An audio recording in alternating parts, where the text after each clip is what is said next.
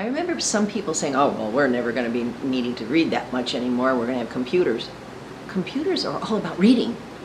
And you need to actually be more careful with reading. You have to learn to critically read with computers now, because anybody can put something on a computer that, I've read some Wikipedia things that I'm looking at this going, this was not written by an adult. So you need to learn to critically read as much as, even more maybe than pulling a book off the shelf, because when you pull a book off the shelf, you know the author, or the author has already been published. So, but I think we need reading more than ever.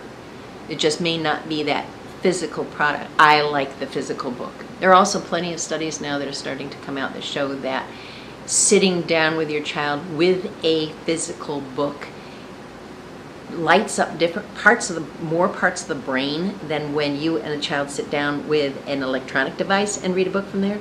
So I think that books are incredibly important, the written word. Saturday afternoon at the library was a way of getting out of chores at home. I would ride my bicycle down to our local library, and I would pick out a book off the shelf, and I'd sit in the corner and I'd just sit there and read all afternoon.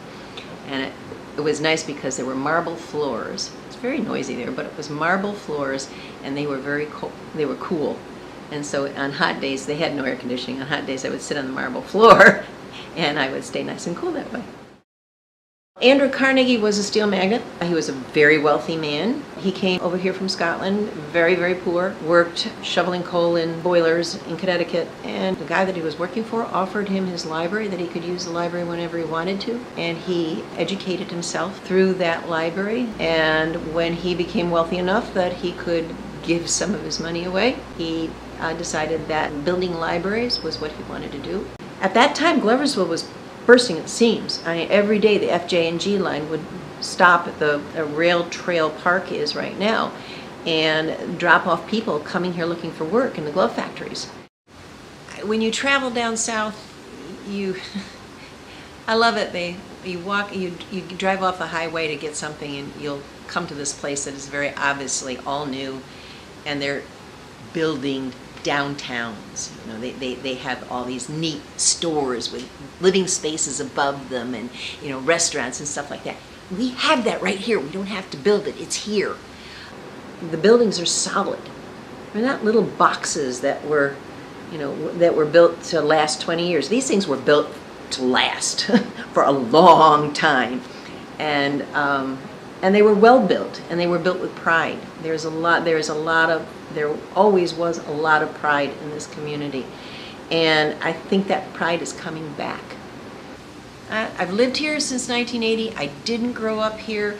I wasn't here when everybody talks about, well, when I was growing up, there were so many people walking downtown, you had to walk in the streets on Friday night. And no, will it ever be like that again? Probably not.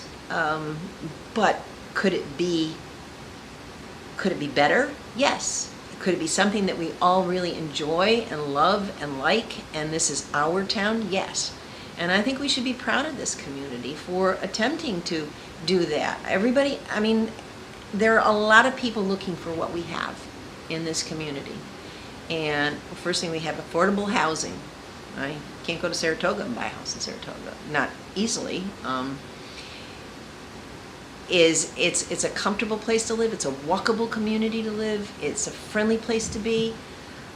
It has a lot to offer, and I just really think that why sit in the chair and bemoan what we once were?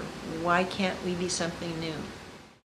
A lot of things are happening that it's hard to describe and to talk about, because they're all things that are happening sort of kind of underground. You have to build that underground network first before before you got to plant the bulb before the tulip grows.